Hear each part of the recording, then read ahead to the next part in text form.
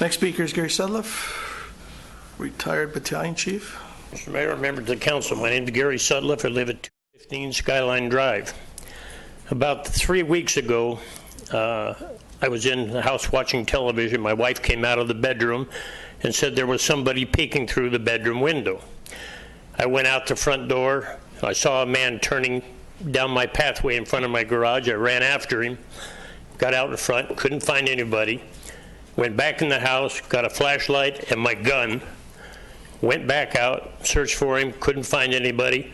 Called the police, and sure enough, the police responded very promptly, very professional. And the young police officer, they looked around, two of them looked around my property, couldn't find anything, said, well, if you have a problem, call us back. They left. I went back in the house, turned off the television, jumped in the shower. As I'm coming out of the shower, my wife comes running out of the bedroom again saying, he's back. So I put on a pair of shorts real quick. I grab my gun and my flashlight. I go out the back door and come around. Don't find anybody. I start walking down towards our bedroom window, and I find the gentleman crouched below our bedroom window. I drew down on him. I told him, lay down on the grass, put your hands on your head. If you move, I'm going to shoot you. And I was serious. It ended up, dialed 911. The cops came, but the young cop came back and handcuffed the guy. They put him in the car. They came back and they run a make on him and said, this guy's a very dangerous guy. He's on parole. So about that time, about 5 more policemen showed up, and they walked over the whole 2 acres of my property. I mean, they did a really good job, thinking he may have had an accomplice, he may have been cased in the joint, whatever. It ended up, and this is where I have my biggest problem, is with the city attorney's office prosecuting this individual. The individual was told to me by the police department he was on parole.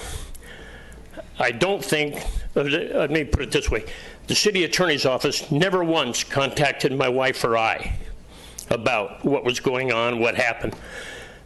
They prosecuted the guy. He got 3 years probation. Now, how do you take a guy on parole and put him on probation? I've yet to understand that one. And a restraining order that he can't come within 100 yards of my wife and I or our property. That the prosecution end of it is what really bothered me a lot. Coupled with that, this last week, I was at Bonneville, Utah Racing. I get a phone call from my wife. 3 of my vehicles were broken into. Ray Adams, your airport commissioner, who lives right above me, about 2 weeks before that, 3 of his cars got broken into. Is my time up? Go ahead and wrap it up. At any rate, and then my next door neighbor, Dwayne Bender, 2 of his cars got broken into. We need on Skyline Drive, there's only 12 houses on Skyline Drive. Those 12 houses would appreciate if the police department could patrol again, or at least come by once in a while. I've lived there 24 years now, and I've seen police officers probably 10, 12 times in those 24 years patrolling up Skyline Drive. And to that end, probably half of those times I called them, because the kids like to go up there and smoke their dope and drink their beer and throw their bottles over onto my driveway. Can you wrap it up, please? But I would like to see that the police department at least patrol a little more often Skyline Drive. Great. Thank you very much. Mm-hmm.